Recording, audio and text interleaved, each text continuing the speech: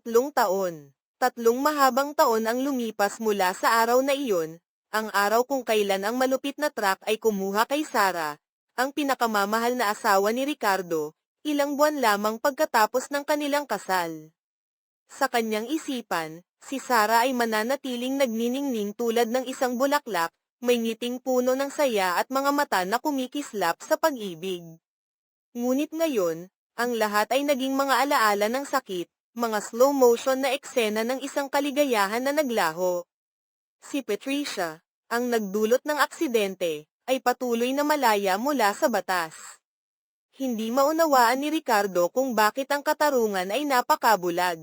Bakit ang taong dapat na nahulog ay hindi siya?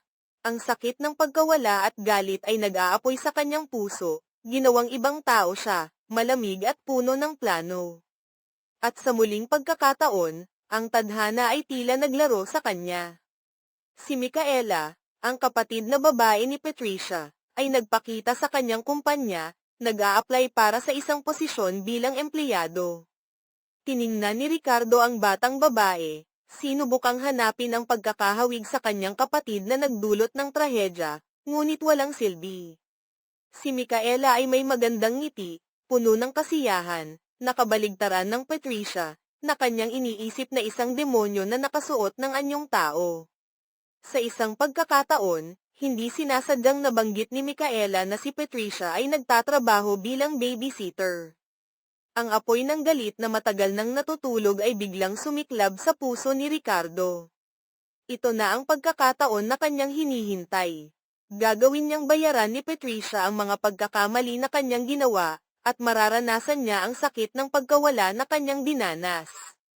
Sa unang araw ni Micaela sa trabaho, nagkunwari si Ricardo na naghahanap siya ng isang masigasig na babysitter para sa kanyang kapatid na si Nona, na paralitiko dahil sa isang aksidente noong bata.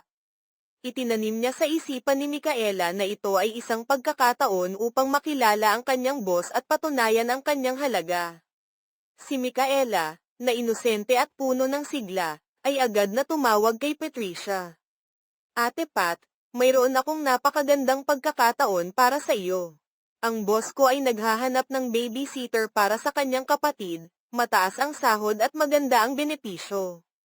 Ngunit sa kabilang linya, tahasang tumanggi si Patricia.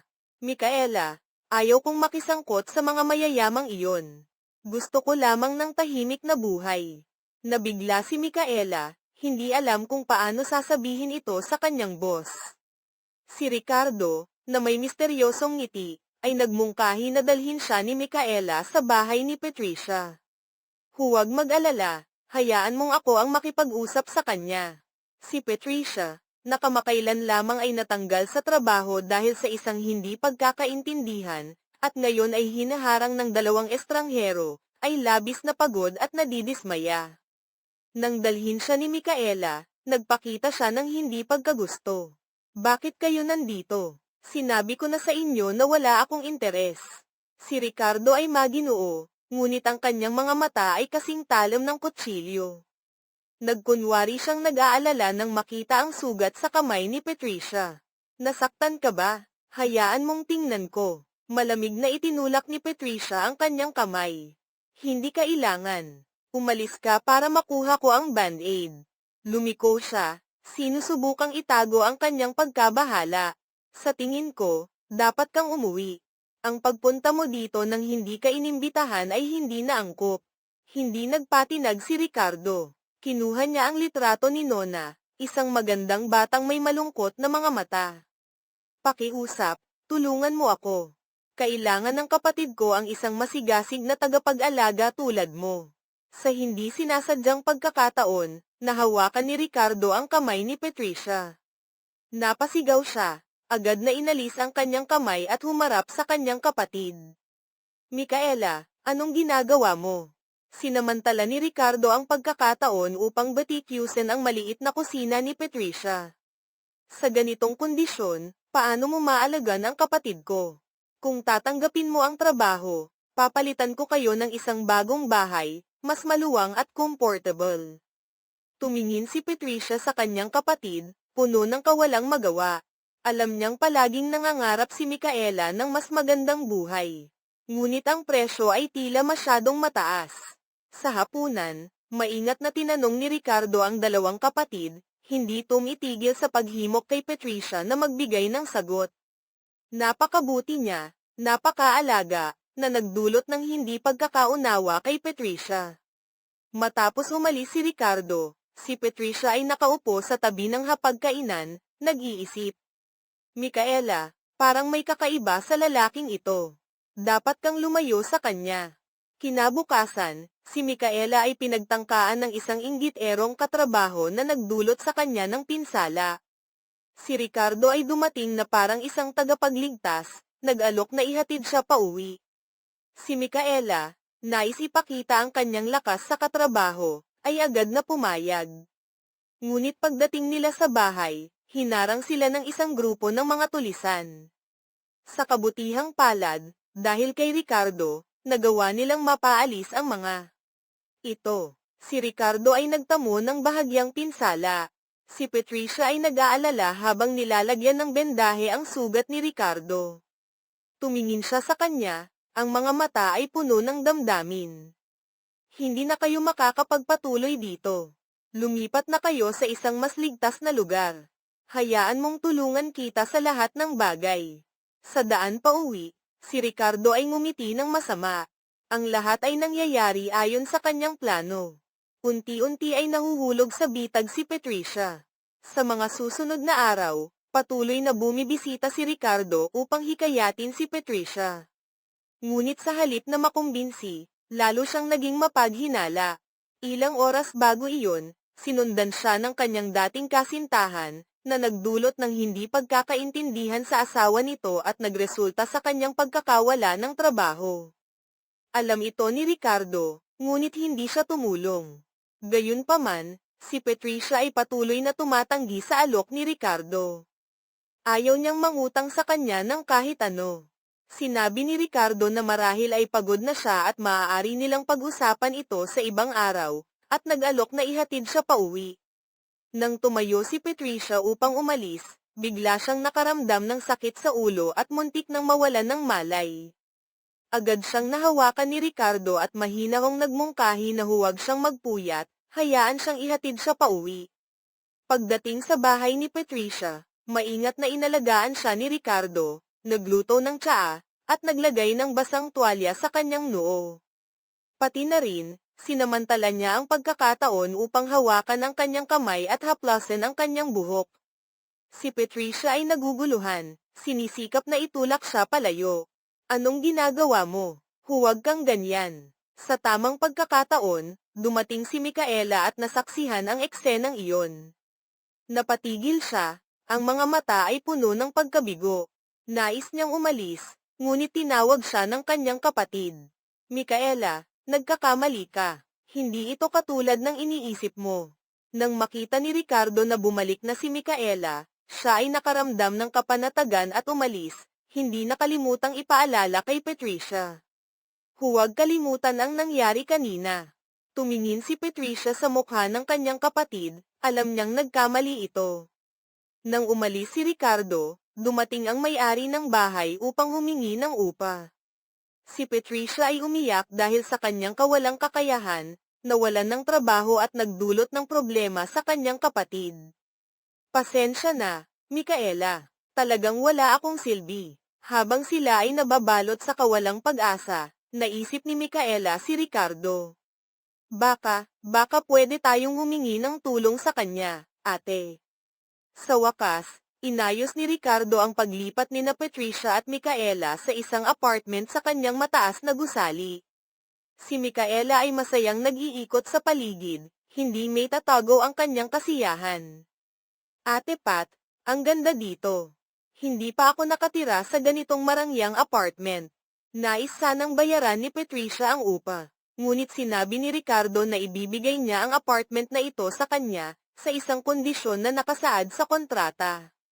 Sa kasalukuyan, ang apartment na ito ay nagkakahalaga ng 50 na milyong piso. Kung makakatulong ka sa kapatid ko na makalakad, ibibigay ko ang bahay na ito sa iyo. Agad na nagmadali si Micaela na hikayatin ang kanyang kapatid na pumayag. Ate Pat, Anong hinihintay mo? Ito na ang magandang pagkakataon para matulungan si Nona. Si Patricia ay nagdududa kay Ricardo. Ano ba talaga ang gusto mo? Nagpakita si Ricardo ng pagdadalamhati. Lahat ito ay para sa kapatid ko. Gusto ko lamang na magkaroon siya ng mas magandang buhay. Pagkatapos ay umalis siya, iniwan si Patricia sa kanyang mga pagdududa at pag-aalala. Kinabukasan, sa opisina, nagpakita si Ricardo ng interes sa kalagayan ng dalawang kapatid. Alam niya na si Patricia ay walang trabaho at ginagamit ito upang lapitan siya. Dumating si Ricardo sa apartment ni na Patricia, may dalang bulaklak at regalo. Si Patricia ay labis na nagulat at nais sanang paalisin siya dahil sa kanyang itsura. Bakit ka nandito? Ayaw ko nang istorbohin ka. Pumasok si Ricardo at tinanong siya kung ano ang kailangan niya. Siguradong hindi ka lang dito para magbigay ng bulaklak, di ba? Tanong ni Patricia, puno ng pangungutya. Sinabi ni Ricardo na labis siyang nag-aalala dahil sa pagkawala ng trabaho ni Patricia, at kahapon ay mukhang hindi siya maayos, kaya't hindi siya mapanatag na nag-iisa siya. Naramdaman ni Patricia ang emosyon sa mga salitang ito. Nang siya ay tumayo upang umalis, sinubukan ni Patricia na samahan siya ngunit pinigilan siya ni Ricardo. Tandaan mo, hindi ko papayagan ang sino man na mang-api sa iyo. Pagkatapos ay umalis siya, iniwan si Patricia na may nag-aalab na puso. Tinawag ni Patricia si Ricardo at sinabi na ayaw niyang istorbohin siya muli, at tinanong kung totoo bang kailangan niya ng tulong para sa kanyang kapatid. Ayaw kong samantalahin ka. Kung talagang kailangan mo ng tagapag-alaga para sa iyong kapatid, pupunta ako upang makilala siya. Nang marinig ito ni Ricardo, siya ay labis na natuwa at agad siyang niyakap. Pumayag ka na. Alam ko, mabait kang tao. Lahat ng mga pangyayari ay nagaganap ayon sa plano ni Ricardo. Sinamantala niya ang pagkakataon at hinayla si Patricia palayo. Sa daan pa uwi, tumawag siya sa kanyang pamilya upang ipaalam na may isang mahalagang bisita na darating. Nang marinig ito ng kanyang ina, siya ay labis na natuwa dahil mula nang mamatay ang kanyang kasintahan, hindi na nagdala si Ricardo ng ibang babae. Alam ni Ricardo na nahihiya si Patricia sa ingay, kaya't umupa siya ng buong sinehan upang manood ng pelikula kasama siya. Niyayakap niya ang dalaga at ngumiti, isang ngiti ng isang lobo na natagpuan ang kanyang biktima. Nalaman na si Patricia ay sinundan ng kanyang dating kasintahan, at nang malaman ito ng asawa ng lalaki, siya ay pinagsalitaan at pinagsakluban ng suntok. Nakita ni Ricardo ang lahat, ngunit nanatili lamang siyang nakatayo sa tabi, hindi tumulong. Nais niyang samantalahin si Patricia, kaya't nagpunta siya upang aliwin siya sa kanyang pinakamahihirap na sandali. Pagkatapos, dinala niya siya upang bumili ng bagong damit. Habang si Patricia ay nag-aalinlangan dahil sa presyo ng damit, bigla siyang hinawakan ni Ricardo, pinilipit ang kanyang katawan at pinunit ang etiketa. Pagkatapos ay nagpunta na siya upang bayaran ito. Nagulat si Patricia at tumingin kay Ricardo, na may ngiting puno ng misteryo. Malapit nang magsimula ang kanyang plano. Sa gabi, kailangan niyang makuha ang kanyang pahintulot na maging tagapag-alaga para sa kanyang kapatid. Nang ihatid niya si Patricia pauwi, ang lahat ay matagal nang naghihintay. Akala nila ay may girlfriend si Ricardo na darating, ngunit hindi nila inasahan na tagapag-alaga lamang para sa kanyang kapatid. Ang lahat ay labis na nadismaya. Ngunit nang makita ang masigasig na pag-aalaga ni Ricardo kay Patricia sa hapagkainan, alam ng kanyang ina na may nangyayari sa kanilang dalawa. Kaya't nagpasya siyang tumulong. Patricia, kailan mo balak simulan ang trabaho? Sinabi ni Ricardo na hindi pa pumapayag si Patricia sa kanya, kaya't dinala niya ito upang makilala ng pamilya. Sa pagkakataong iyon, sinabi ni Nona na agad niyang nagustuhan si Patricia. Kung si Patricia ay darating dito upang magtrabaho, napakasaya nito.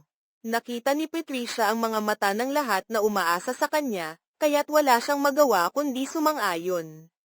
Ngunit sa kaibuturan ng kanyang puso, si Patricia ay patuloy na nakakaramdam ng isang hindi maipaliwanag na pagkabahala.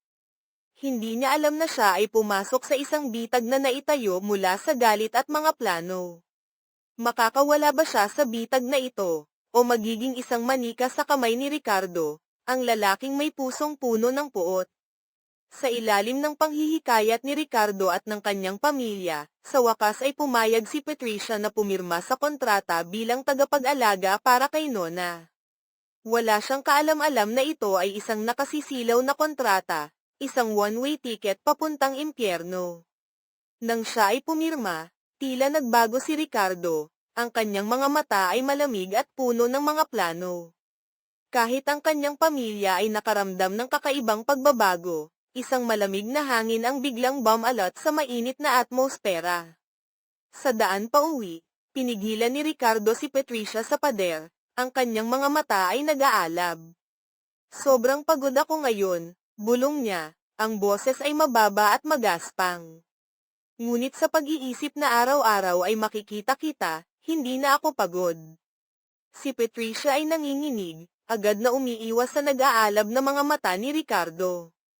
Umuwi ka na, sabi niya, sinisikap na panatilihin ang distansya. Masayang sumang-ayon si Ricardo, ngunit bago siya umalis, nag-alok siya na bukas ay personal siyang pupunta upang sunduin siya. Huwag mag-alala, hindi kita pababayaan na mag-isa. Ngunit pagdating sa kanyang silid, nagulat si Patricia nang matuklasan ng isang kakaibang kondisyon sa kontrata. Isang malabong kondisyon na puno ng mga pahiwatig, na nagdulot sa kanya ng labis na pagkabahala. Ilang araw ang lumipas, habang masayang nakikipag-usap si Patricia kay Jiro, ang kapatid ni Ricardo, nahuli sila ni Ricardo.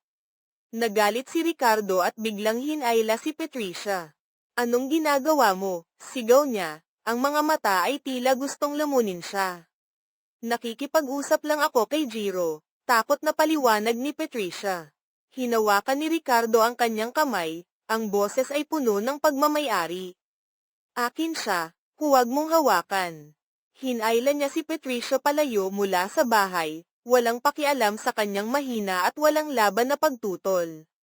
Dapat mong tandaan, nandito ka upang maging tagapag-alaga para sa aking kapatid, hindi upang makipaglandian sa mga lalaki, banta ni Ricardo. Ang mga mata ay nag-aalab. Hindi na nakayanan ni Patricia ang lahat, ginamit niya ang lahat ng lakas niya upang sapantahin si Ricardo sa mukha. Nagtaka siya, ngunit biglang sumabog ang galit ni Ricardo. Hinawakan ni Ricardo si Patricia at pinilit siyang halikan ng marahas. Ang lasa ng dugo ay kumalat sa kanyang bibig, si Patricia ay nag-aagaw sa kawalang pag-asa.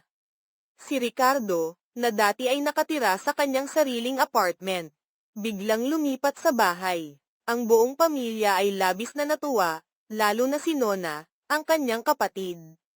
Bumalik ka ba para sa amin o para sa iba? Tanong ng batang masayahin. Ngumiti si Ricardo ng may pahiwatig, na naging dahilan upang tumingin ang lahat kay Patricia na puno ng kuryosidad. Nagsalita ang kanyang ina, anuman ang dahilan, dapat tayong magpasalamat sa taong iyon. Nang si Jiro ay naghahanda ng magsalita, pinigilan siya ni Ricardo. Kailan ka magkakaroon ng girlfriend? Sinadya niyang ilihis ang usapan, na nagdulot sa lahat ng mga asar kay Jiro.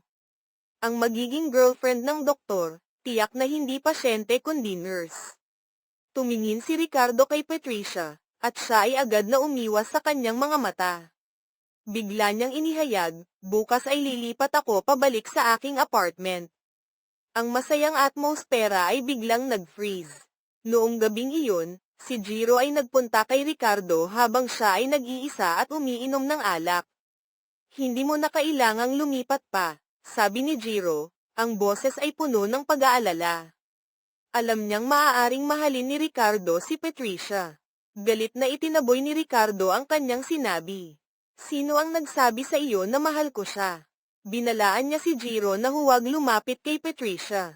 Hindi siya ang taong maaari mong hawakan. Sa huli ng gabi, dahil hindi makontak ni Patricia si Micaela, nagpasya siyang pumunta sa apartment ng kanyang kapatid. Sa pagkakataong iyon, nakatagpo siya kay Jiro.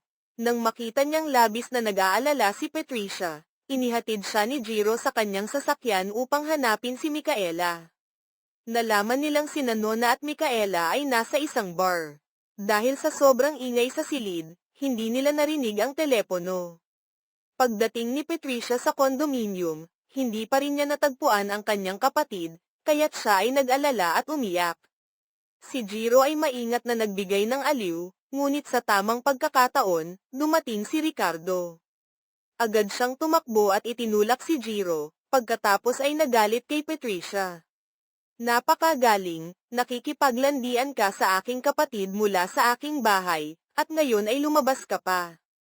Maaari bang huwag mong isipin na ganoon sila? Jiro ang tumayo upang ipagtanggol si Patricia. Nauna ako, ginigipit ni Ricardo.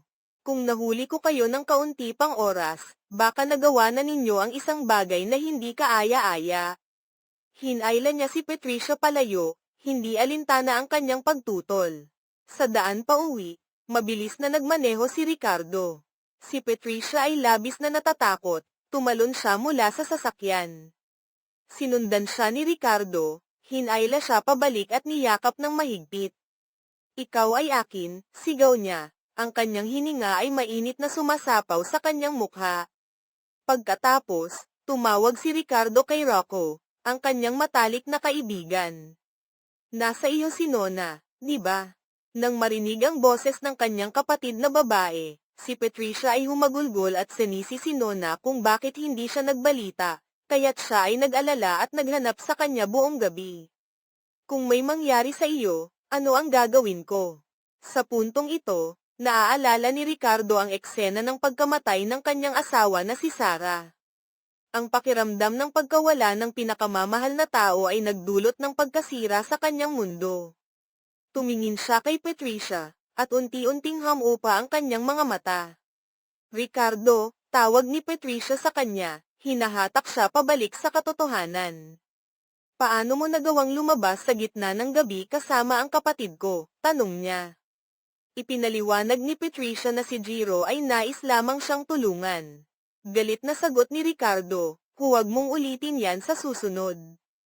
Pagkatapos ay hinalikan niya ang kanyang noo, ang boses ay puno ng pagmamayari. Walang sino man ang dapat humawak sa iyo maliban sa akin. Sinubukan ni Ricardo na makuha ang loob ni Patricia sa lahat ng paraan. Kahit na siya ay maingat sa kanya, sa ilalim ng matinding pag-atake na ito, unti-unti siyang nahulog sa bitag. Simula nang dumating si Patricia sa bahay, nagkaroon ng mga nakakagulat na pagbabago kay Ricardo. Dati siyang nakatira sa isang apartment, ngunit bigla siyang lumipat pabalik sa bahay. Dati siyang abala sa trabaho, ngunit ngayon ay umuuwi siya sa tamang oras upang mapasaya si Patricia. Siya rin ay nagluto sa kusina. Alam niyang maingat si Patricia sa kanya, kaya't nagkunwari siyang mahina at binanggit ang kanyang yumaong asawa upang makuha ang simpatsya nito. Nang makita ni Patricia na niyayakap ni Nona ang kanyang kapatid habang nag-aaral maglakad, agad siyang tumakbo upang tumulong. Nang marinig ang pagtanggi ni Patricia, nagbanta siya, gusto mo bang ako ang humawak kay Nona o ikaw? Ngunit sa kaibuturan ng kanyang puso, si Ricardo ay puno pa rin ng galit. Sa gabing iyon, umiinom siya ng alak mag-isa, at hindi tumitigil ang kanyang isipan sa mga masayang alaala kasama si Sarah. Pagkatapos, siya ay umuwi sa silid tulugan at nakita si Patricia na mahimbing na natutulog. Tinanong siya kung umiinom siya ng alak, at hinawakan ang kanyang noo, ngunit itinulak siya ni Ricardo. Nahiya si Patricia at nais na umalis, ngunit hinayla siya ni Ricardo pabalik at itinulak sa silid tulugan. Ang bango mo, bulong niya, at nagsimula siyang halikan. Nang hihinayang si Patricia, ginamit ang lahat ng lakas upang itulak siya palayo, at sinampal siya sa mukha. Nagalit si Ricardo, ngunit nang makita ang mga luha ni Patricia, siya ay huminto.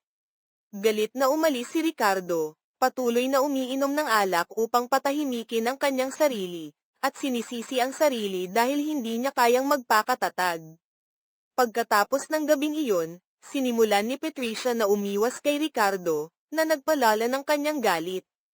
Sa puntong ito, bumalik si Jiro sa bahay. Nang makita ang magandang tagapag-alaga sa bahay, nagkaroon siya ng masamang intensyon. Nang subukan ni Jiro na lumapit kay Patricia, hindi niya sinasadyang madulas. Bigla, nahampas siya ng mainit na tubig na bagong luto ni Patricia sa kanyang mukha. Hindi siya nagalit, kundi naghanap ng kapatid na lalaki. Sinisisi siya na hindi sinabi na may magandang tagapag-alaga sa bahay. Ang parehong mga kapatid na lalaki na may simpatsya kay Patricia ay labis na nakainis kay Ricardo. Nagpasya siyang hindi na maging maawain sa kanya. Noong araw na iyon, sama-samang nagpunta ang pamilya sa pagdiriwang ng sinulog. Napansin ng ina ni Ricardo na hindi maganda ang mukha ni Patricia, kaya't pinakiusapan si Ricardo na dalhin siya upang magpahinga. Tumanggi si Patricia, ngunit sa ilalim ng mga panghihikayat ng lahat, sa wakas ay pumayag din siya. Paglabas ng bahay, nakatagpo sila ng aksidente na nagdulot ng trapiko. Sinamantala ni Patricia ang pagkakataon at sinabi, baka mas mabuting bumalik na lang kayo. Tumingin si Ricardo sa kanya, at sinabi, sige, nagbago na ako ng isip. Nagulat si Patricia at nagtanong, hindi mo ba sinabi na ihahatid mo ako pauwi? Ngumiti si Ricardo, hindi ko naman sinabi na nagbago lang ako ng isip. Hinayla ni Ricardo si Patricia papunta sa kanyang pribadong eroplano. Tumanggi siya. Ngunit pinilit siyang yakapin at pinagsabihan na umupo ng tahimik. Pagkatapos, dinala niya siya sa isang vilya sa Tagaytay, kung saan siya nakatira kasama si Sarah. Pinagmamasdan ni Patricia ang magandang tanawin sa paligid. Lumapit si Ricardo sa kanya at sinabi, itong lugar na ito ay itinayo para sa babaeng mahal ko. Hindi mo alam kung gaano ako kasaya na nadala kita dito. Tumingin si Patricia sa kanya. Unti-unting hamupa ang kanyang mga mata. Nang halos magdikit ang kanilang mga labi, bigla siyang umiwas. Gutom na ako, sabi niya. Ngumiti si Ricardo. Gagawin kong busog ka. May kaunting pag-aalinlangan si Patricia. Ipinaliwanag ni Ricardo, magluluto ako para sa iyo. Huminga siya ng maluwag. Nagtulungan silang magluto sa kusina, at sabay silang kumain ng mainit na hapunan. Sa gabi, si Patricia ay nakaupo sa tabi ng swimming pool upang magpahinga. Maingat na dinalhan siya ni Ricardo ng tuwalya. Sinabi ni Patricia, dapat na tayong umuwi. Nang tumayo siya, hinayla siya ni Ricardo pabalik. Ayaw ko pang umuwi, ipinahayag niya, matapos umalis ng mahal ko, ikaw na ang tanging babae na nais kong yakapin. Tinanong ni Patricia, bakit ako? Sumagot si Ricardo, marahil ito ay tadhana. Nais ni Patricia na umalis, ngunit habang nag-aagawan sila, pareho silang aksidenteng nahulog sa tubig. Nagsaya silang naglalaro, at nangyari ang dapat mangyari. Gayunpaman, sa umaga kinabukasan, nagising si Patricia na puno ng pagsisisi sa kanyang mga ginawa. Pumasok si Ricardo sa silid, at agad na nais ni Patricia na umalis. Hinarang siya ni Ricardo. Saan ka nagmamadaling umalis? Nangangatog si Patricia, dapat tayong umuwi. Sumagot si Ricardo, sobrang saya ko kagabi. Ipinahayag ni Patricia na ayaw niyang pag-usapan iyon, na hindi dapat iyon nangyari. Sumagot si Ricardo, ngunit sinadya kong gawin iyon. Namangha si Patricia at tumingin sa kanya. Anong sinasabi mo? Ngumiti si Ricardo at naglabas ng isang makapal na sobra. 200,000 peso, sapat na ba? Sa galit, sinampal ni Patricia si Ricardo sa mukha. Ikaw ay isang walang hiya. Sinabi ni Ricardo na hindi siya makakabawi sa kanya. Tinanong ni Patricia kung ano ang ginawa niya upang tratuhin siya ng ganoon. Hindi sumagot si Ricardo, kundi pinakiusapan siyang magbihis at sumama sa kanya pauwi. Noong araw na iyon, inimbitahan ni Ricardo si Lyra, ang kanyang yumaong kapatid na babae, na kumain sa bahay. Nang magkita ang dalawang magkapatid, masaya silang nagyakapan. Nagpasalamat si Patricia sa ina ni Ricardo, ngunit sinabi ng kanyang ina, si Ricardo ang dapat pasalamatan. Biglang nakaramdam si Patricia ng pangamba. Tumingin siya kay Ricardo na maingat na inaalagaan si Lyra sa hapagkainan, paminsan-minsan ay sumusulyap kay Patricia na tila nag-aakit. Sa buong gabi, pinahirapan si Patricia sa isip. Nang hindi na niya kayang tiisin, nakipagtalo siya kay Ricardo. Huwag kang lumapit sa kapatid ko, babala niya. Ngumiti si Ricardo nang may pang-aasar. Wala kang karapatang mag-utos sa akin. Ikaw ay isang empleyado ko, dapat kang sumunod sa akin. Patuloy na sinaktan ni Patricia si Ricardo. Ikaw ay isang walang hiya. Ano ang ginawa ko sa iyo para tratuhin mo ako ng ganito? Ngunit hindi rin komportable si Ricardo. Sa puntong ito, dumating si Jiro upang hanapin si Patricia. Nalaman na pagkatapos niyang hilahin si Patricia, nag-away sila sa daan pauwi. Naiwan si Patricia sa gitna ng daan. Sa kabutihang palad, nakatagpo siya ng isang mabait na driver na naghatid sa kanya pauwi, ngunit dahil sa pagod at nabasa ng ulan, tumakas siya sa bahay ng kanyang matalik na kaibigan. Sa wakas, dumating si Jiro upang sunduin siya, ngunit pagkatapos ay nawalan siya ng malay. Nang tanungin ni Jiro kung bakit siya umuwi kasama si Ricardo at ganito ang nangyari, si Patricia ay nasaktan at hindi makasagot. Ang pag-aalala ni Jiro para kay Patricia ay lalong nagpagalit kay Ricardo. Pagkatapos, nag-away silang dalawa tungkol dito, na lalong nagpalala ng galit ni Ricardo kay Patricia. Gayunpaman, sa isang pag-uusap sa bahay, upang bigyan ng pribadong espasyo ang dalawa, iminungkahi ng ina ni Ricardo na magbakasyon ang buong pamilya, kasama sina Jiro, Lyra, at Patricia. Ito ay nagbigay ng pagkakataon kay Ricardo na patagilid na saktan si Patricia. Habang naglalaro siya kasama si Lyra, sinadyang nagdulot si Ricardo ng takot kay Patricia. Gayunpaman, hindi alam ni Lyra na ang perpektong lalaking ito ay ginagamit siya upang saktan ang kanyang kapatid. Pagkatapos, nagpasimula ang dalawa ng isang laban sa paglalaro ng bola. Hamon ni Ricardo na ibato ang bola kay Patricia, at agad siyang nag-rebound. Ang laro ay biglang naging isang larangan ng digmaan. Pagdating sa bahay, tinanong ni Ricardo si Patricia ng maraming bagay, kahit na tinanong pa ang tungkol sa mga kapatid niyang lalaki. Si Patricia ay nalulumbay at sinisisi ang sarili. Isang araw, biglang natuklasan ni Patricia na siya ay buntis. Nais niyang pag-usapan ito kay Micaela, ngunit nanalangin siya sa kanyang kapatid na huwag ipaalam kay Ricardo. Ngunit sa oras na iyon, pumasok si Ricardo at nakita ang eksena na nagyakapan silang dalawa. Ang kanyang mga mata ay nagdilim, parang isang bagyo ang paparating. Ngayon ay nauunawaan na ni Patricia ang tunay na pagkatao ni Ricardo. Matapos malaman na siya ay buntis sa kanyang anak, mas pinili niyang hayaang magkamali si Ricardo tungkol sa relasyon nila ni Jiro, at hindi niya isisiwalat ang tungkol sa pagbubuntis. Nais lamang niyang mabilis na matapos ang lahat ng ito at umalis kay Ricardo. Ngunit sa kasamaang palad, nakatagpo siya ng Lyra, ang batang babae na kamukha ng kanyang yumaong asawa. Ngayon, walang pakundangan na dinala ni Ricardo si Lyra pauwi, na nagdulot ng pagkabigla sa buong pamilya. Sa hapunan, nagsimulang ipakita ni Ricardo ang espesyal na pag-aalaga kay Lyra. Hindi na nakatiis si Nona, at galit na itinapon ang kutsara sa mesa. Pinagsabihan siya ng ina ni Ricardo na huwag maging bastos, at agad na humiling si Nona sa mga katulong na tawagin si Patricia upang kumain. Ngunit pinigilan siya ng kanyang ina, na nagsabing ayaw niyang istorbohin si Patricia sa kanyang pahinga.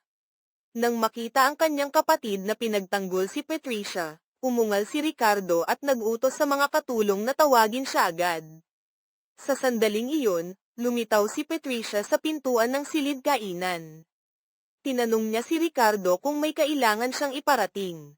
Mabilis na inimbitahan ni Nona si Patricia na umupo sa tabi niya, na nagdulot ng napaka-awkward na atmosfera sa silid.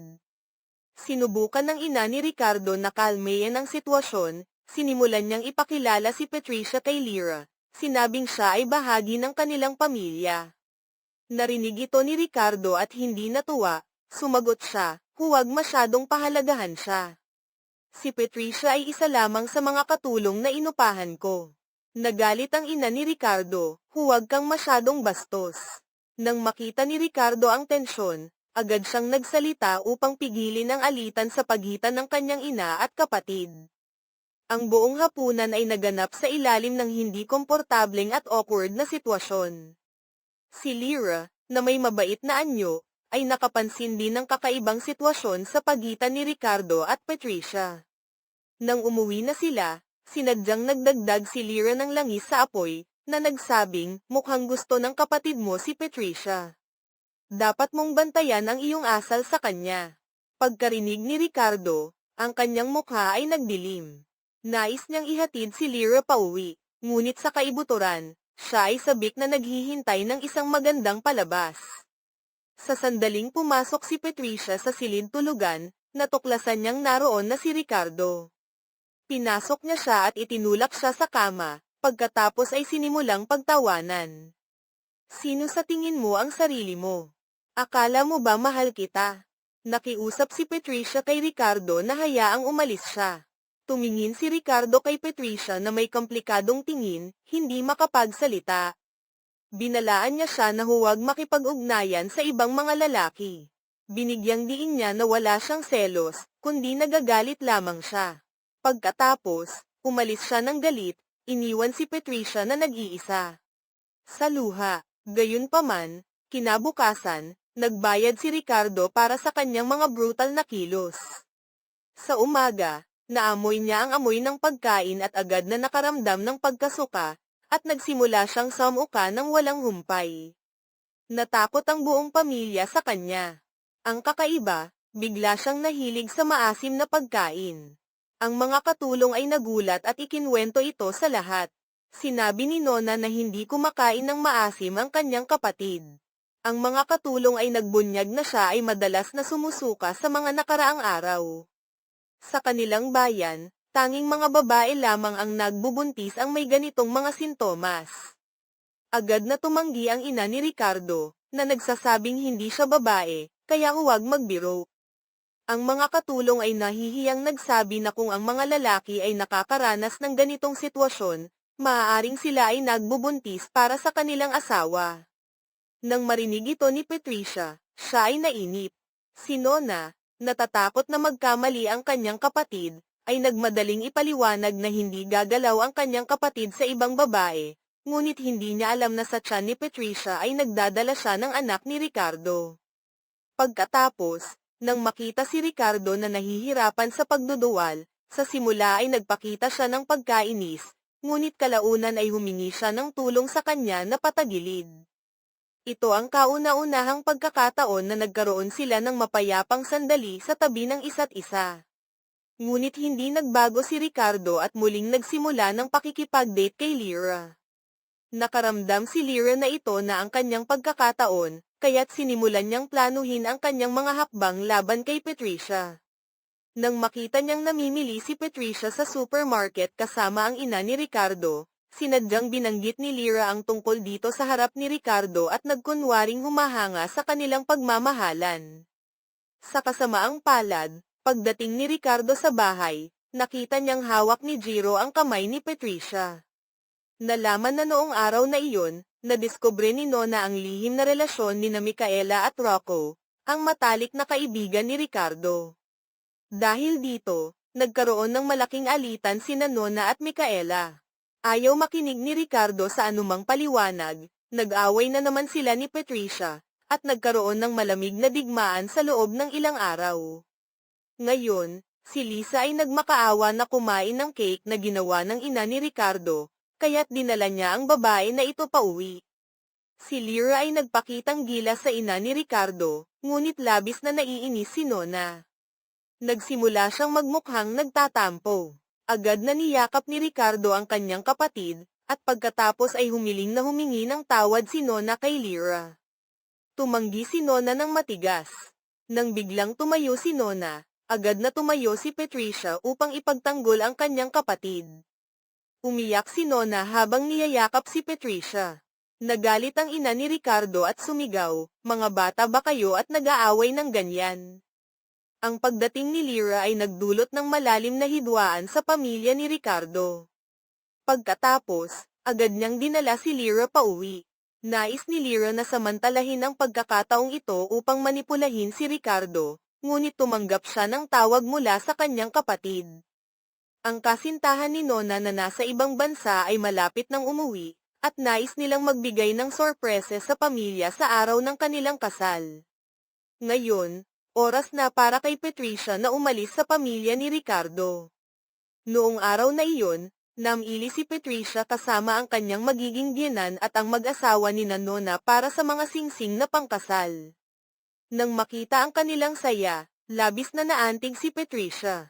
Hinabol siya ni Ricardo at iminungkahi na magpakasal sila sa isang pekeng kasal upang pilitin si Ricardo na magsisi, ngunit tumanggi si Patricia. Sabi niya na hindi siya mahal ni Ricardo. Maingat na pinunasan ni Ricardo ang mga luha ni Patricia, inaliw siya, at niyakap siya. Ngunit nahuli ito ni Lyra sa kanyang kamera. Ipinadala niya ang video kay Ricardo, na nagpalala sa hidwaan sa pagitan nilang dalawa. Nang umuwi si Patricia, biglang lumapit si Ricardo at hinayla siya. Sinubukan niyang kumawala, ngunit mahigpit siyang niyakap ni Ricardo mula sa likuran. Sa tabi niya, napakamahinhin mo, pero sa tabi ko, napakahirap mo namang makisama, bulong niya, puno ng hinanakit. Pagkatapos, pinilit niyang halikan si Patricia. Gumamit siya ng lahat ng lakas upang itulak siya palayo at tumakbo. Pareho silang nalulumbay sa labis na sakit. Ngayon, dinala ni Ricardo si Lyra sa labas para kumain, ngunit nakita niya ang isang pamilyar na mukha, ang kanyang surgeon sa plastic surgery. Natakot siya at naghanap ng dahilan upang pumasok sa banyo. Gayunpaman, ang taong nakipagtagpo sa kanya ay kaibigan ni Patricia. Lumapit siya upang bumati. Akala ni Ricardo ay kasama niya si Patricia, ngunit nang malaman niyang kasama niya si Lyra, lumabas ang pagkadismaya sa kanyang mukha. Pagkatapos, ipinakilala niya ang kanyang kaibigan bilang sikat na surgeon sa plastic surgery. Narinig ni Lisa ang lahat at labis na nag-alala. Sa kabutihang palad, umalis ang dalawa sa restaurant. Dito lamang naglakas loob si Lisa na lumabas. Ngunit sa malapit, nakatagpo pa siya ng dalawang dating kaibigan. Nagtago siya sa sulok at hindi makalabas. Narinig niya ang mga ito na nag-uusap tungkol sa kanyang nakaraang tagumpay. Upang hindi mabunyag ang kanyang lihim, lumapit siya upang takutin ang kanyang kaibigan. Nagkaroon ng alitan at habang tumatakbo ang kanyang kaibigan, nagkaroon ito ng aksidente at namatay. Sa pagkakataong ito, nagpakita siya ng ngiti ng tagumpay, na parang naalis ang isang tinik sa kanyang mata. Nagtungo si Patricia kasama si Kim at ang kanyang kapatid na babae upang pumili ng wedding dress. Nang subukan ng kanyang kapatid, biglang lumitaw ang dating kasintahan ni Patricia. Agad siyang niyakap ni Ricardo at sinabihan ang lalaki na huwag nang sumunod kay Patricia. Ngunit hindi ito nagpakita ng interes at sinimulang sisihin si Patricia kung bakit hindi siya sumasagot sa kanyang mga tawag at mensahe. Sinabi ng dating kasintahan ni Patricia na umaasa siyang maibalik ang kanilang relasyon. Tumugon si Ricardo na dahil siya ang kasintahan ni Patricia ngayon, niyakap niya siya ng mahigpit at sinabi na malapit na silang magpakasal.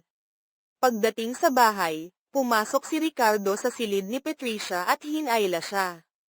Sinabi niyang hindi pa siya nagpapasalamat sa kanya. Upang saktan siya, sinabi ni Patricia na siya ang dapat humingi ng tawad. Dumating ang kanyang dating kasintahan upang makipag-ayos, ngunit itinaboy siya ni Ricardo. Pagkatapos, itinutulak siya ni Patricia palayo. Sa galit, ginamit ni Ricardo ang kanyang mga labi kay Patricia. Ang halik na ito ay tila hindi katulad ng dati, nagbago ang tingin ni Ricardo sa kanya.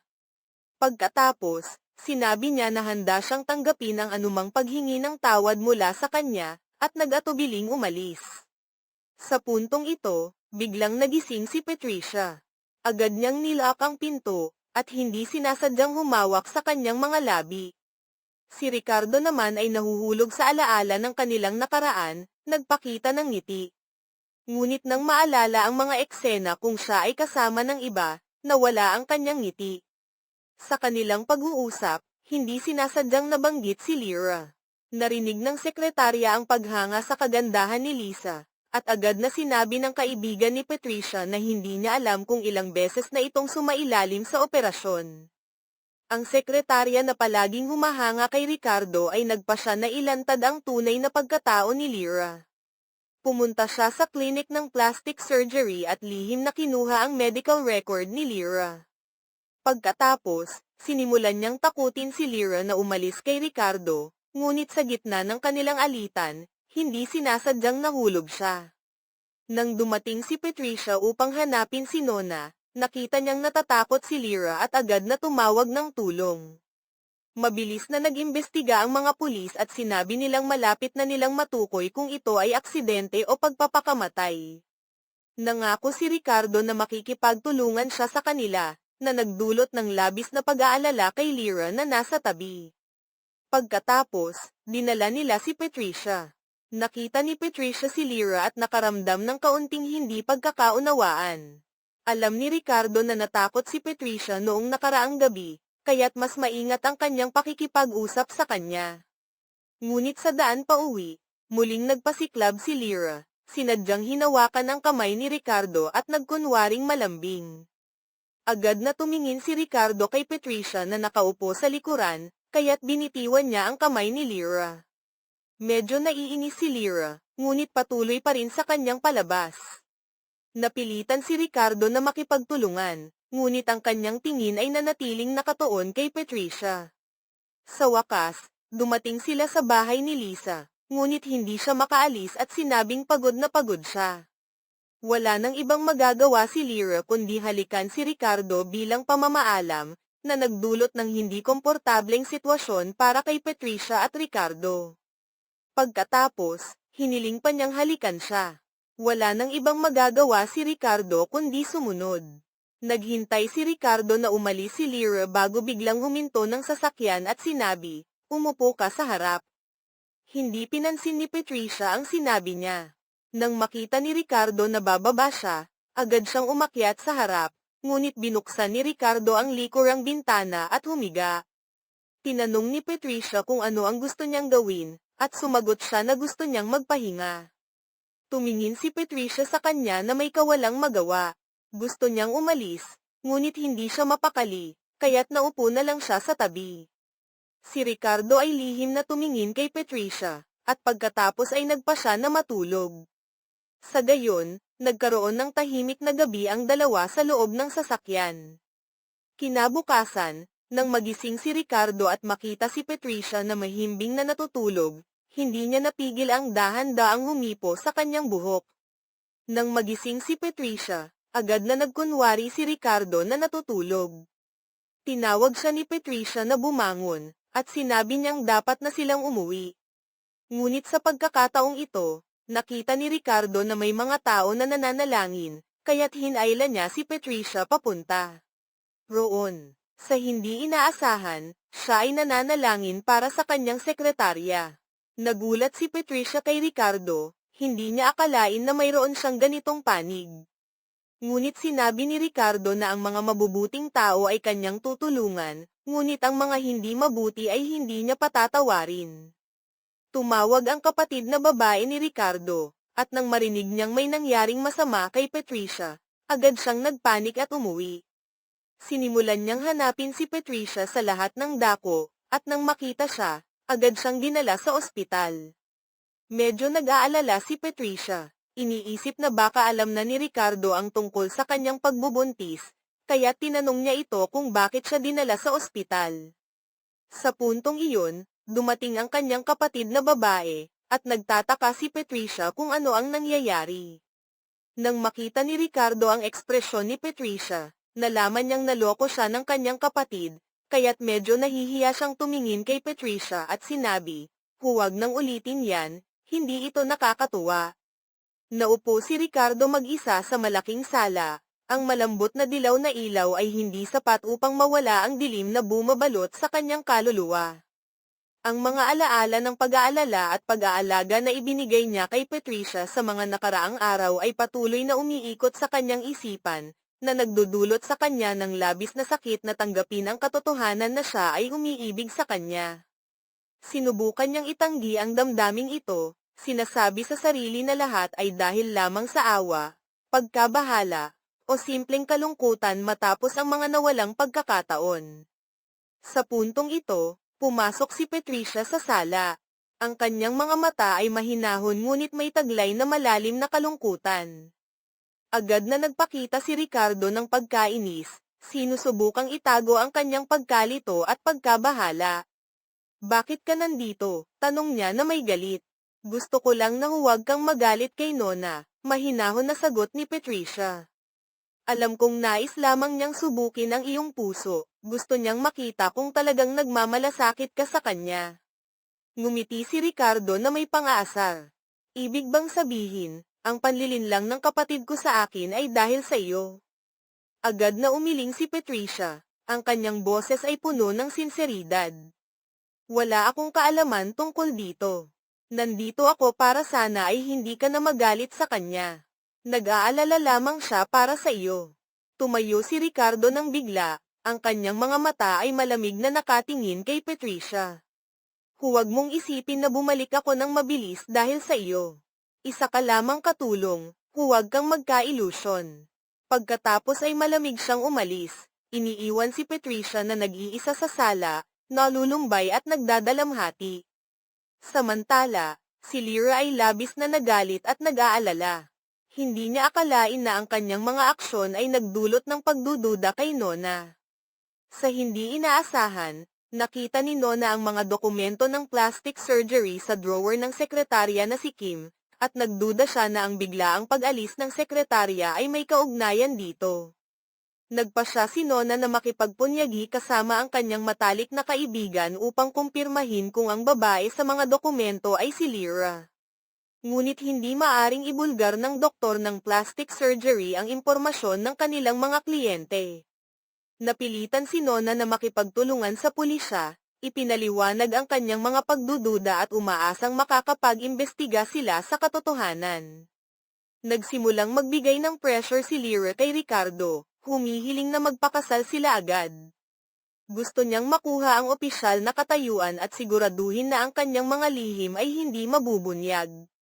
Banta pa niya na aalis siya kay Ricardo at babalik sa Amerika kung patuloy siyang magdadalawang isip. Noong gabing iyon, nag-iisip si Ricardo at hindi makatulog. Nakaramdam siya ng pagkabagot at pagkapagod. Hindi niya alam kung ano ang dapat gawin o kung sino ang dapat pagkatiwalaan. Habang nag-iinit ng kape, aksidenteng dumaan si Patricia. Nakita niyang nasunog si Ricardo. Bagamat nais niyang umalis ng tahimik, nagpa siya siyang bumalik. "Okay ka lang ba?" tanong niya na puno ng pag-aalala.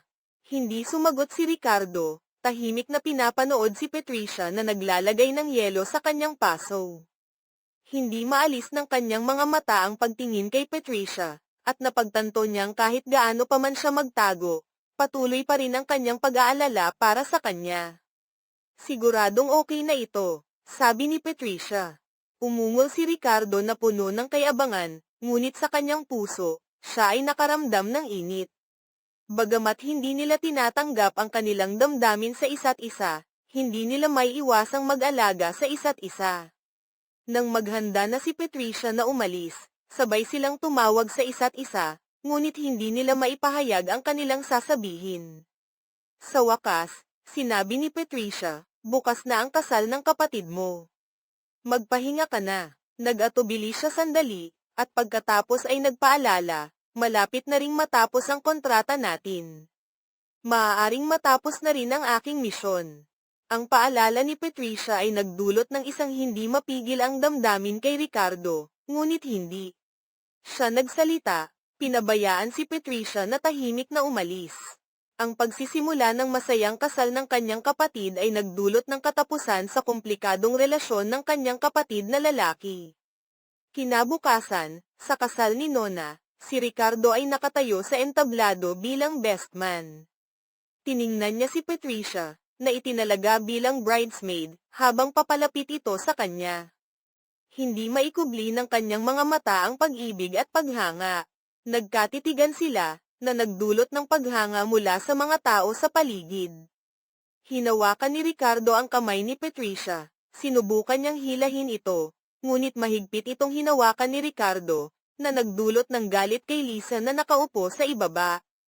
Pagkatapos, isa-isa nang lumabas ang iba pang mga pares ng bestman at bridesmaid, na lumikha ng isang romantikong at masayang tanawin. Sa wakas, dumating na si Nona. Nang isuot ng groom ang singsing sa kanya, hinayla niya ito palapit at tumingin kay Patricia. Nagngitian silang dalawa, at biglang tumayo si Nona, na nagdulot ng gulat at emosyon sa lahat. Ito ang sorpresa na inihanda nila para sa lahat. Lahat ay naantig at napaiyak, maliban kay Lyra na labis na nagalit. Tumitig siya kay Ricardo at Patricia, at sa galit ay pumasok siya sa banyo. Pumasok din si Patricia at ang kanyang matalik na kaibigan sa banyo, at aksidenteng narinig ni Lyra ang kanilang pag-uusap. Nalaman ni Lyra na si Patricia ay buntis sa anak ni Ricardo. Labing-labing nagalit si Lyra. Pumunta siya kay Ricardo at niyayakap siya ng mahigpit, nagtatanong, "Mahal mo pa ba ako?" Nakita ni Patricia ang eksenang ito, at ang kanyang puso ay parang naputol. Agad siyang umalis. Sinundan siya ni Nona at nagtanong, "Mahal mo na ba si Ricardo?" Nanatiling matatag si Patricia sa kanyang pagtanggi, ngunit nakita ni Nona ang tunay na nararamdaman ng kanyang kapatid. Pinaalalahanan niya si Patricia na dapat niyang ipaglaban si Ricardo at ibunyag na siya ay buntis sa kanyang anak. Labing-labing nagulat si Patricia. Tumingin siya kay Nona at alam niyang hindi na niya may tatago ang katotohanan. Kinailangan niyang aminin ang lahat kay Nona. Nais ni Nona na pag-usapan ito kay Ricardo, ngunit sinubukan ni Patricia na pigilan siya. Sa pagkakataong iyon, may tumawag sa kanila upang kumuha ng mga larawan. Mischievously, hinayla ni Nona si Patricia upang tumayo sa tabi ni Ricardo, na nagdulot ng galit kay Lisa. Napatawa rin ang dalawang kapatid na lalaki sa matapang na kilos ng kanilang kapatid na babae. Sa wakas, natapos ang kasal ng masaya. Ngunit sa gabing iyon, pumunta si Patricia kay Ricardo at sinabi na aalis siya pagkatapos ng 7 araw. Hindi na niya kailangan ng pera o bahay mula sa kontrata. Tinanong ni Ricardo, "Sigurado ka bang wala kang kailangan?" Sumagot si Patricia, "Nasabi ko na ang lahat ng nais kong sabihin." Umikot si Ricardo, sinusubukang itago ang mga luha na handang pamatak. Nang humarap si Patricia upang umalis, tinawag siya ni Ricardo. Nagkatitigan silang dalawa, ngunit sa huli, walang isa sa kanila ang nakapagsalita. Naghintay hanggang kinabukasan, nang magplano si Nona para sa buong pamilya na mag-honeymoon, tumanggi si Patricia at sinabi na aalis na siya. Lahat ay labis na nagulat. Tumingin si Ricardo at nagtanong, "May nais ka bang sabihin?" Malupit na sumagot si Ricardo, "Wala akong sasabihin." Ngunit si Jiro ay umusad at nagsalita. Sinabi niyang may mahalagang balita siyang nais ipahayag.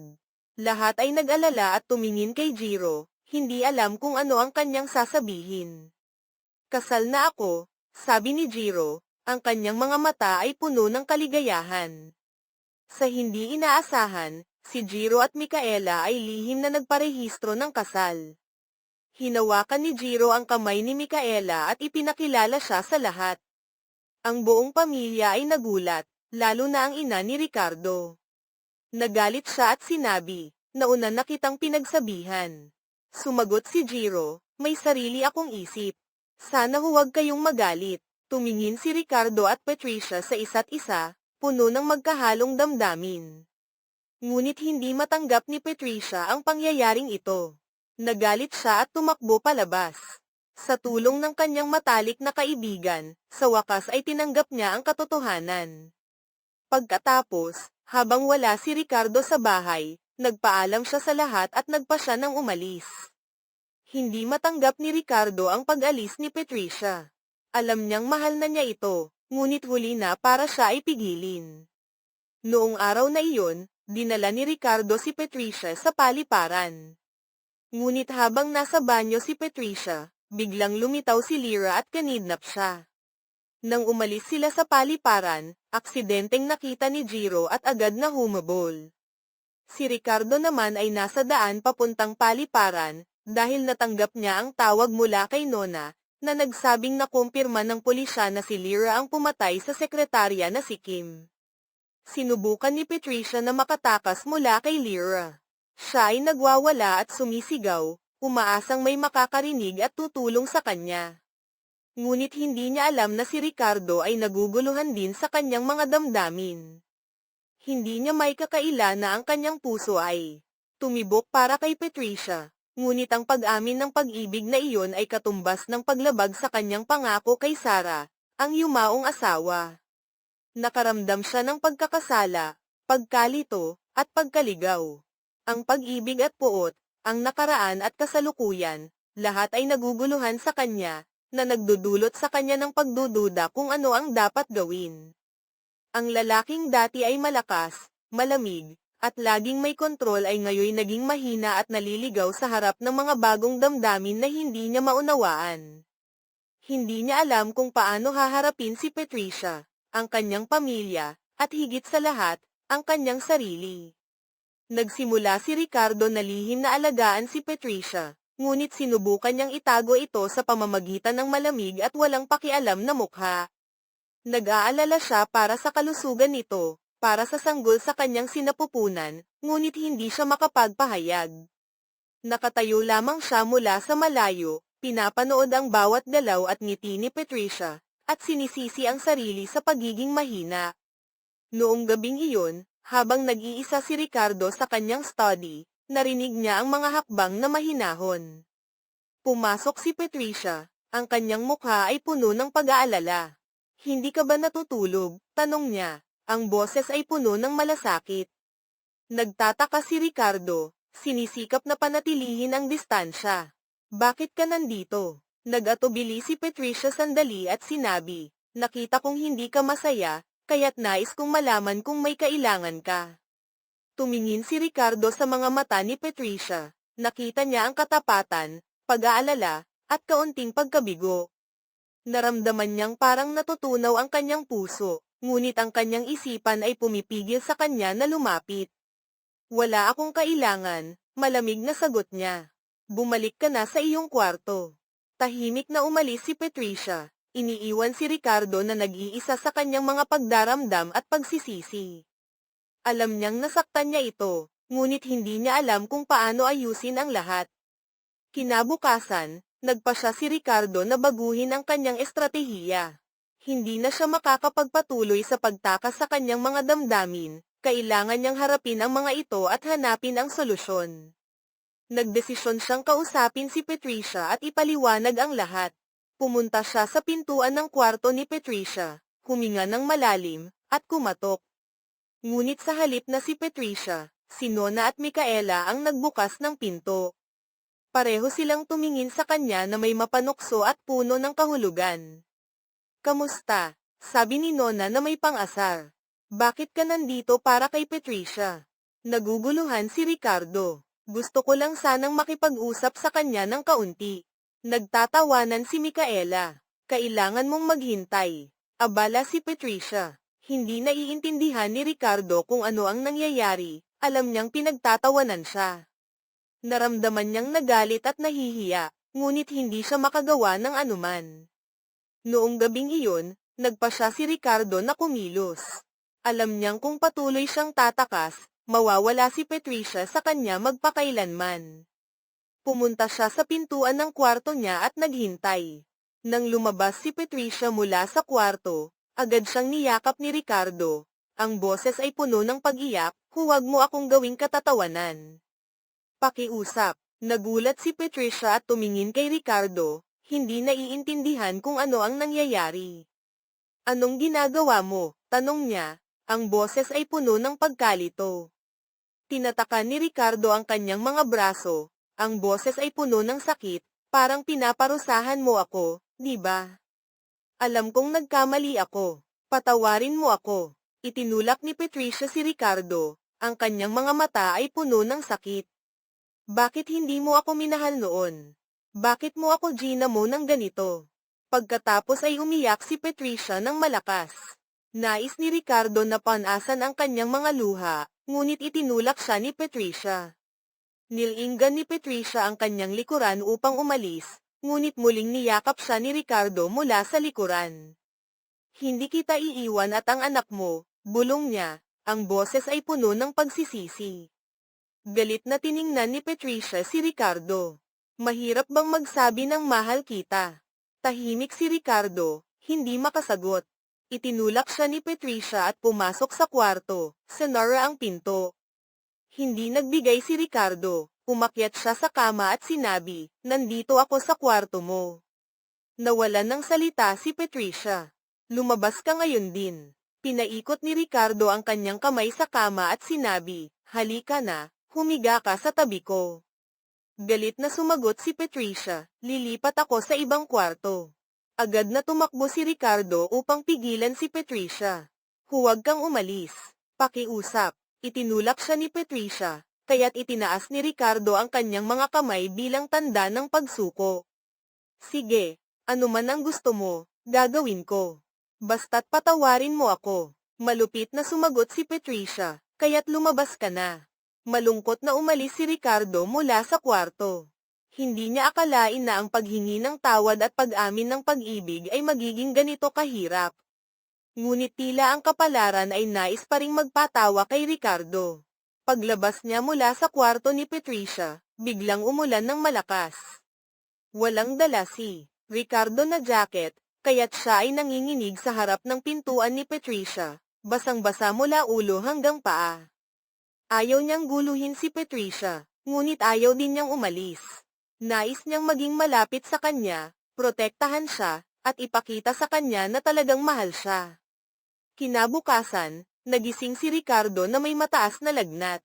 Nakatihaya siya sa kama, hindi makagalaw o makagawa ng kahit ano. Ngunit hindi nagpatinag sina Nona at Micaela. Determinado silang parusahan si Ricardo at pilitin siyang aminin ang kanyang nararamdaman para kay Patricia. Pati ang ina ni Ricardo ay nakisali sa plano. Pumunta siya sa tabi ng kama ng kanyang anak, mahinahong inaalagaan siya, ngunit hindi niya nakalimutan ang mga pagkakamali ng nakaraan. Noong hapon na iyon, bumisita si Patricia kay Ricardo. Akala niya ay nag-aalala siya para sa kanya, ngunit hindi niya alam na nagpunta si Patricia upang ipahayag ang isang nakakagulat na balita. Gusto ni Ginoong Ricardo na ipahayag ang magandang balita sa lahat ngayong gabi, sabi niya, ang boses ay puno ng kawalang emosyon. Sa tingin ko, dapat mong malaman. Nang marinig ito, parang bumagsak ang puso ni Ricardo. Naramdaman niyang nawawalan siya ng pag-asa at kapangyarihan. Alam niyang nawala na si Patricia sa kanya magpakailanman. Tumingin si Patricia kay Ricardo na may komplikadong ekspresyon, at tahimik siyang umalis. Sa gabi, ang lahat ay nagtipon sa sala. Lumabas si Patricia kasama si Ginoong Ricardo, magkahawak ang kamay, puno ng ngiti at kaligayahan. Naupo si Ricardo mag-isa sa sulok ng silid, pinapanood si Patricia na puno ng sakit. Hindi siya makapaniwala na ikakasal siya sa ibang tao. Ang lahat ng miyembro ng pamilya ay bumabati kay Patricia at Ginoong Ricardo. Hindi nila alam na si Ricardo ay dumaranas ng isang impyerno. Tiningnan ni Nona at Micaela si Ricardo na may mapanukso at masayang tingin, nais nilang makita kung ano ang kanyang gagawin. Nang handa na si Patricia at Ginoong Ricardo na putulin ang cake, hindi na nakatiis si Ricardo. Tumakbo siya upang hadlangan sila, ang boses ay puno ng sakit, huwag. Pakiusap, huwag gawin yan. Tahimik na tumingin ang lahat sa silid kay Ricardo. Alam nilang dumating na ang mahalagang sandali. Tumingin si Ricardo kay Patricia, ang mga mata ay puno ng pagsisisi at pag-ibig. Lumuhad siya sa harap niya at sinabi, Patricia, pakiusap, patawarin mo ako. Dati, ako'y bulag sa galit. Hindi ko nakita na mahal na kita mula pa noon. Mahal kita higit sa anumang bagay sa mundong ito. Pakiusap, bigyan mo ako ng pagkakataon na patunayan ang aking pag-ibig. Nang marinig ito, naluha si Patricia. Ang kanyang mga luha ay dumaloy sa kanyang magandang mukha. Hawak ni Ricardo ang kamay ni Patricia at sinabi, mahal kita, Patricia. Mahal na mahal kita. Sumabog ang silid sa mga palakpakan at sigawan. Nagyakapan sina Nona at Micaela, matagumpay silang nakatulong kay Ricardo na aminin ang kanyang nararamdaman. Lumuhad si Patricia at niyakap si Ricardo, ang boses ay puno ng damdamin, mahal din kita, Ricardo. Mahal na mahal din kita. Nagpalitan sila ng isang mainit at puno ng pag-ibig na halik. Sa wakas, matapos ang lahat ng paghihirap at pagsubok, natagpuan nila ang tunay na kaligayahan. Pagkatapos ng gabing iyon, ang buhay ni na Ricardo at Patricia ay ganap na nagbago. Nagpakasal sila at sabay na nagtayo ng isang masayang pamilya. Si Ricardo ay naging isang mahusay na asawa at ama. Mahal na mahal niya si Patricia at laging inuuna ang pamilya. Si Patricia naman ay tumugon sa pag-ibig ni Ricardo ng buong puso. Patawad niya sa mga pagkakamali ng nakaraan at sabay nilang itinayo ang isang maliwanag na hinaharap. Ang kwento ni na Ricardo at Patricia ay isang patunay na ang pag-ibig ay maaaring magpagaling ng anumang sugat, ang pagpapatawad ay maaaring mag-ayos ng anumang pagkakamali, at ang kaligayahan ay maaaring matagpuan, kahit sa pinakamahirap na sitwasyon. Kailangan lamang nating magkaroon ng sapat na tapang upang harapin ang katotohanan at tanggapin ang pag-ibig, sa gayon, makakaya nating lampasan ang lahat ng pagsubok at matutunan ang tunay na kaligayahan.